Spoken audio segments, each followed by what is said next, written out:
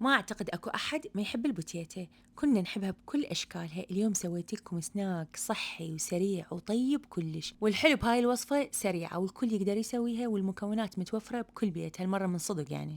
تستنقون أصغر بوتيتا موجودة بالعلوة اليمكم، هاي الصغيرة اللي ما حد ياخذها انتو تاخذوها، تنقعوها بمي وبعدين تجلفوها كلش زين، وبطاوة تخلون البوتيتا وتغطوها بالمي وتقبقوها وتتركوها على نار وسط، وكل ساعة تشيكوها تشوفوها استوت. ولما تنشف النص النار ونضيف عليها قطعة حلوة مال زبد ورشة بابريكا مدخنة ورشة ملح.